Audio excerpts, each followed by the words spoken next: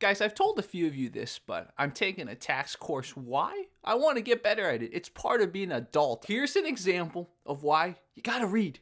You gotta read. Now, first of all, before I begin this, let's just remember this is not tax advice, it's not accounting advice, not legal advice, okay? Just me applying my course, having some fun. One day I'll be able to actually give tax advice, but as of now, this is me celebrating / having some fun with what I've learned. Watch this. Part of what I've been learning today is the different credits you can take.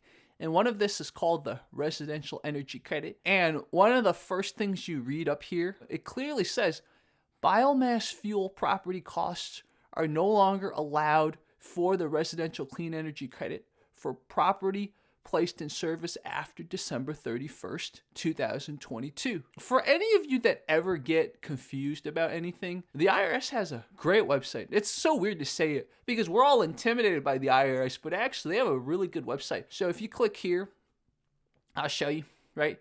As they update the form every year. So if you go to instructions here, these are the current instructions. Now notice this is still for tax year 2023. 2024, it might change. One thing to double check and confirm here. Again, look, biomass fuel property costs are no longer allowed for the residential clean energy credit for property placed in service after December 31st, 2022, okay? This thing applies to tax year 2023 and 2024, our current tax year. So on the Energy Star website, official US government website, look at this. You can claim, look at this. It's still telling you can claim this tax credit for this biomass stove, biomass boiler. And it even links to what we just read. It literally just linked to this. For those of you who've never seen Form 5694, let me just show you what it is. So there's solar electric property, solar water heating, small wind energy, geothermal heat, qualified battery storage.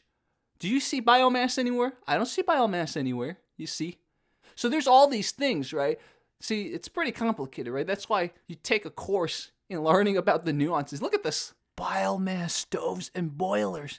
But I thought you couldn't claim it. Now is the part where you really have to go back and read some more. Let's read this again. Biomass fuel property costs are no longer allowed for, you have to pay attention to this name, the residential clean energy credit.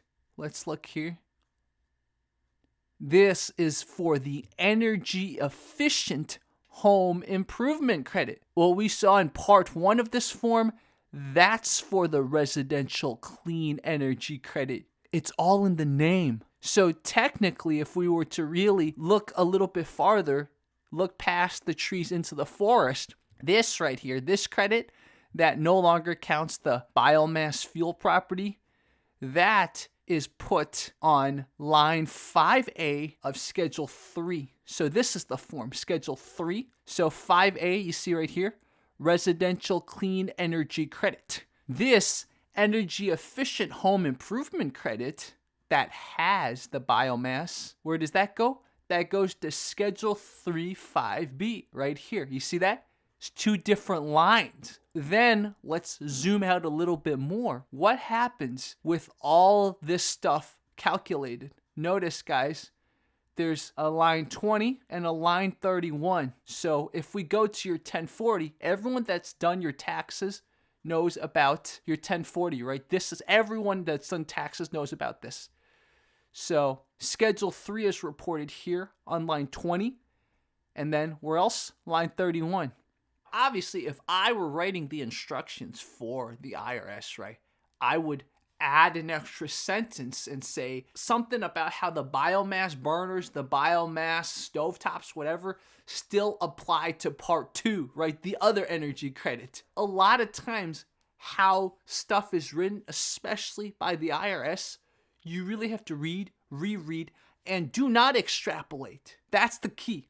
If it says it's no longer allowed for the residential clean energy credit, that does not say anything about the energy efficient home improvement credit, right? This is why taxes, the tax code, this is why it's so complicated, why people pay other people to do it. It requires a specific type of mentality. It's like interpret but not interpreted enough to extrapolate, right? Because it uses really not so intuitive language. So you have to understand the exact meaning of the not so intuitive language, but you cannot apply it to other things that this thing is not talking about. There's a concept in tax law called blinders. You put the blinders on. Last video, we were talking about critical thinking. If you haven't seen that last video, make sure to look at it. If you like these applications to life, again, this is part of adulting. It's fun if you make it fun, right? Obviously, it's very tedious too. When I'm taking my course, just constantly, I gotta take walks, I gotta take breaks because it's kind of hard, man. It's kind of hard. It's tedious.